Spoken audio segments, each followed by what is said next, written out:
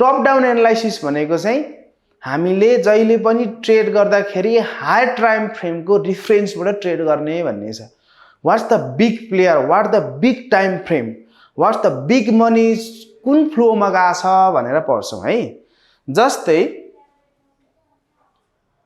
एउटा इक्जाम्पलको लागि म यहाँनिर हेर्छु, यो जोन एउटा भयो, अर्को जोन यहाँ भयो।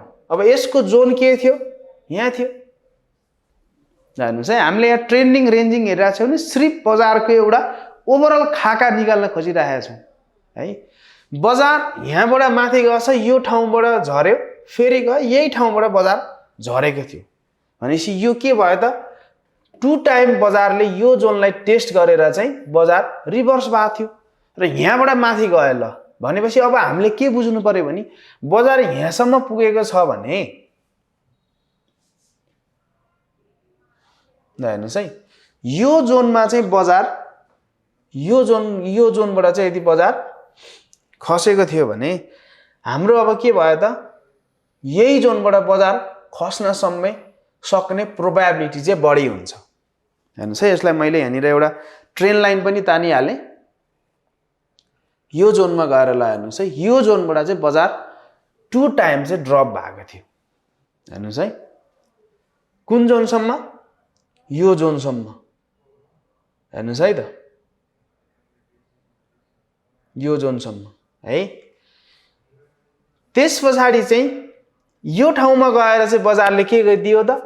यही पहिल्यै झरेको ठाउँमा गएर अब यहाँ गयो, यहाँबाट जाँदाखेरि त एकदमै बुलबुल क्यान्डल बनेर गएको थियो। अब यहाँनिर गइसकेपछि चाहिँ बजारमा के आयो त? एउटा पिन आयो, अलमोस्ट डोजी टाइपको। त्यस पछाडि हाम्रो के आएको छ यहाँनिर? यो चाहिँ एज अ इनसाइड बार भन्न पनि मिल्यो, अथवा योबाट यसरी हेर्छौँ भने यसको हाई र लो भित्र यो परेको छ भने हामीले इङ्गल्फिन बार पनि भन्न सक्यो है। कन्फ्युजनको कुरा छ है। ल मैले यसलाई चाहिँ इनसाइड बार अथवा इङ्गल्फिन बार दुइटै दिएँ है त, इनसाइड बार। किनभने इनसाइड बार हुनको लागि चाहिँ इनसाइड भनेको जहिले पनि भित्र हुन्छ। जस्तै बुल छ भने यता हुने भयो, बियर छ भने यता हुने भयो हैन। यहाँ पनि के छ त? ओभरअल हेर्दाखेरि यदि हामीले यसलाई मदर क्यान्डल मान्ने हो भने यसको हाई लो भित्र यसको बढी परेको छ नि हैन। किनभने जहिले पनि तपाईले कन्सिडर गर्ने कुन भन्ने कुरा आउँछ, त्यस पछाडि यहाँबाट यो भित्र परेको छ। अनि जब क्यान्डलले यो भन्दा, यो मदर क्यान्डल हो, मदर क्यान्डल जब बजारले तोडेको छ, त्यो तोडेको ठाउँबाट चाहिँ हामीले सेल हाल्न सक्यो सिम्पली। किनभने यो रेसिस्टेन्ट पनि छ, बजारको की जोन है। बजारलाई हामीले हेर्यौं भने यो के छ त? एज अ रेन्जिङ टाइपको जस्तो पनि हेर्न सक्छौं। तर हामी अहिले यो टपिक भन्दा नि टप डाउन एनालाइसिसको टपिकमा छौं, टप डाउन एनालाइसिसको टपिकमा छौं है।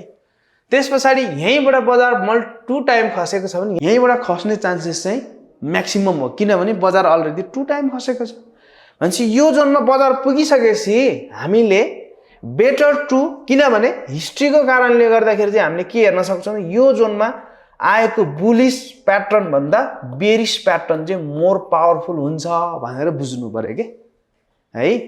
त्यस पछाडि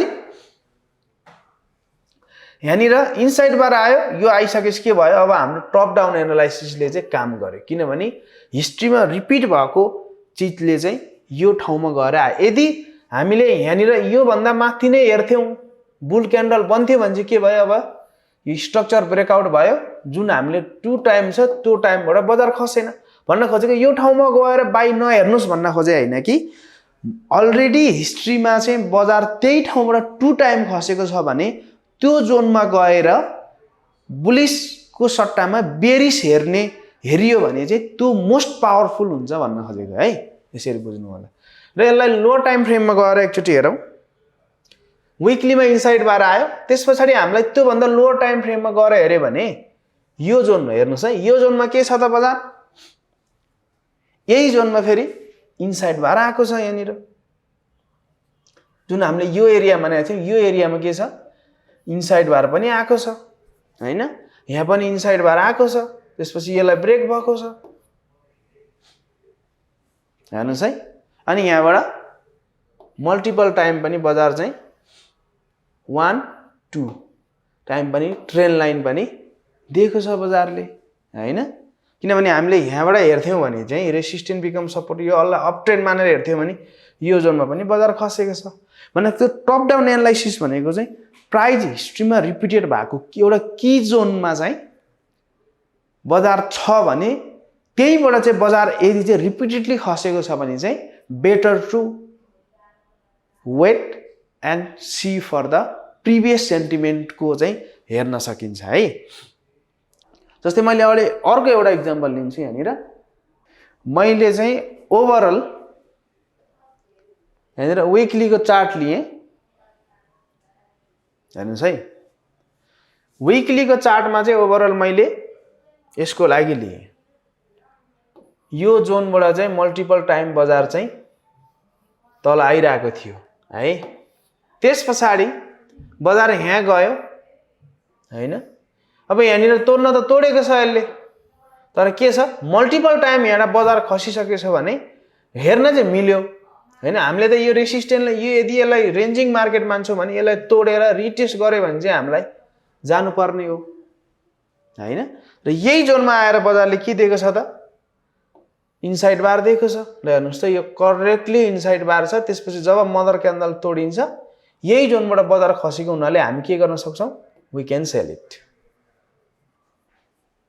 है टप डाउन एनालाइसिस भनेको चाहिँ हामीले मल्टिपल टाइम फ्रेम है मल्टिपल टाइम फ्रेमको चाहिँ एनालाइसिस गर्छ जस्तो डेलीमा चाहिँ के छ मैले यहाँनिर गरे डेलीमा रेसिस्टेन्समा इनसाइड बार आयो व्हिच इज ट्रेन्ड रिभर्सल है त्यसपछि हाम्रो यही जोनमा म एउटा एरो लगाउँछु यहाँनिर सिधा देख्नु भएको छ होला हैन त्यसपछि मैले 4 आवरमा गए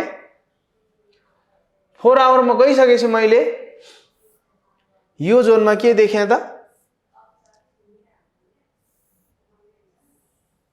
यो की जोन थियो कुनमा दिल्लीमा चाहिँ की जोन थियो दिल्लीमा की रेसिस्टेन्स थियो है त्यसपछि मैले 4 आवरमा गए 4 आवरमा पनि के छ कम्प्लिटली इनसाइड बार छ है त्यसपछि ट्रेन लाइन पनि म्याच भएको छ ओभरअल्ली हेर्नुस् है ट्रेन लाइन पनि म्याच भएको छ भनेपछि की जोन हायर टाइम फ्रेम नै त्यो जोनबाट सिग्नल डाउन दिएको छ भने लोअर टाइम फ्रेम पनि सिग्नल दियो यहाँ पनि इनसाइड बार छ यहाँनिर पनि इनसाइड यो तीनटालाई जोड्यो भने के छ इभिनिङ स्टार भयो भनेपछि एउटा हायर टाइम फ्रेममा नि की जोन डाउन नै छ लोअर टाइम फ्रेममा नि मल्टिपल टाइम बजार जति बढी जान्छ त्यतिचोटि नै भनेपछि बुल त बुल साइडबाट पनि दिएको छ तर मोस्ट इम्पोर्टेन्ट किन बियर साइड हेर्छौं भने किनभने त्यो भन्दा नेक्स्ट हायर टाइम फ्रेमले नै एज अ म ट्रेन्ड रिभर्सल दिएको छु भने चाहिँ हामीले त्यो चाहिँ हाम्रो टप डाउन एनालाइसिस म्याच भयो भन्न खोजेको higher time frame to lower time फ्रेममा एउटै सेन्टिमेन्ट आयो भने चाहिँ हामीले के गर्न सक्यो त